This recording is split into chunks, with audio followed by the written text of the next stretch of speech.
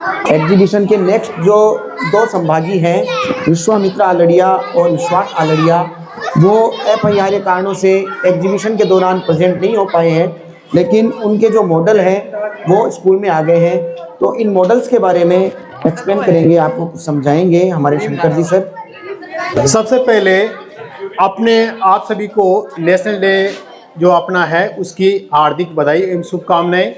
जैसे कि ये दोनों बच्चे आज किसी कारणवश नहीं आ पाए और इन्होंने अपना जो मॉडल बनाया है अपने सामने प्रस्तुत किया है, तो इनको मैं एक्सप्लेन करना चाह रहा हूँ, क्योंकि ये चार्ट बहुत ही सुंदर चार्ट या मॉडल इन्होंने बनाए हैं। सबसे पहले आप देख सकते हैं विश्वामित्रा जो अपने क्लास 7th की बच्ची है, इन्होंने ये मॉडल बनाया है। ये देखिए आप, जैसे कि इसमें शुरुआत में देखिए ये है इसका अर्थ का मॉडल है। अर्थ को इन्होंने बहुत ही अच्छी तरह से डिफाइन किया है।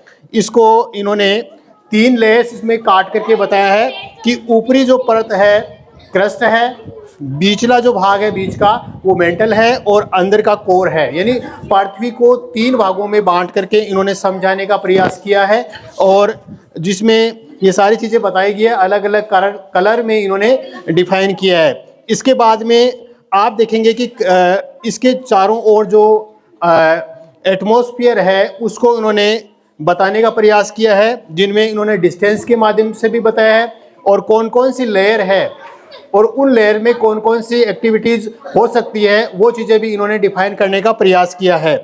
जैसे कि इसमें आप देखें 1 नंबर पर है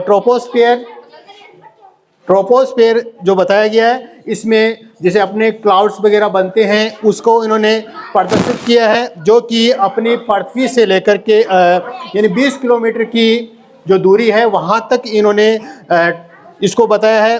जो दूसरी है जिसे अपन समताप मंडल कहते हैं, स्ट्रोस्फेयर कहते हैं, ये लेयर है जिसमें एरोप्लेन्स वगैरह या जो भी अपने ये साधन होते हैं, हवाई जहाज वगैरह इसमें उड़ते हैं, तो इसके लिए बताया है। इसी प्रकार तीसरा मध्यम मंडल जिसे मेट्रोस्फेयर कहा गया है, और इसके बाद में आयन मंडल और उसके बाद में बहिर्मंडल। इन सभी को इन्होंने अलग अलग शेप में जो भी इसमें घटनाएं होती है, इवेंट्स होते हैं, वो सारे के सारे इसमें प्रेजेंट करने का प्रयास किया है और इनकी दूरी भी इन्होंने साथ में लिखी है। और इधर ये एक्टिविटी होती है वो एक्टिविटी लिखी है। तो ये बहुत ही शानदार मॉडल इसने बनाया है ये विश्वास आलड़िया ने। सॉरी मैं पहले उसके लिए बोल गया था, ये विश्वास का है जो कि कक्षा 5 का बच्चा है। इसके लिए बहुत अच्छी लोग तालियां बजानी चाहिए, आपको इसका प्रोत्साहन करना चाहिए।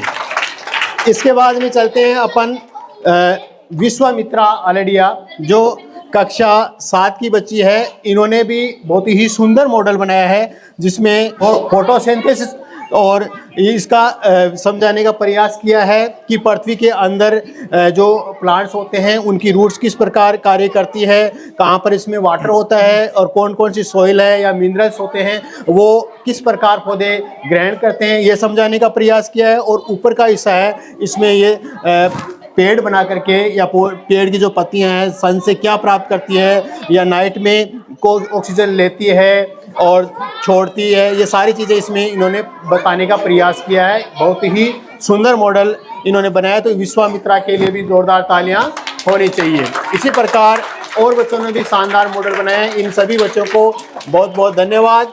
आपके साथियों ने, आपके भाई बहनों ने बहुत कम खर्चे से बहुत ही शानदार क्रिएटिव माइंड लगाते हुए मॉडल्स बनाए हैं।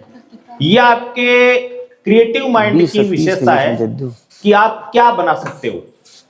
आप जो कक्षाओं में साइंस में पढ़ते हो, टेलीविजन में, मोबाइल्स में जो देखते हो, अब आप उनका किस प्रकार से उपयोग करते हो। अपन मोबाइल्स की बात करें तो उनमें सकारात्मक और नकारात्मक दोनों चीजें हैं। यदि आप उसका सकारात्मक उपयोग करो तो आप बहुत कुछ उससे बनाना सीख सकते हो।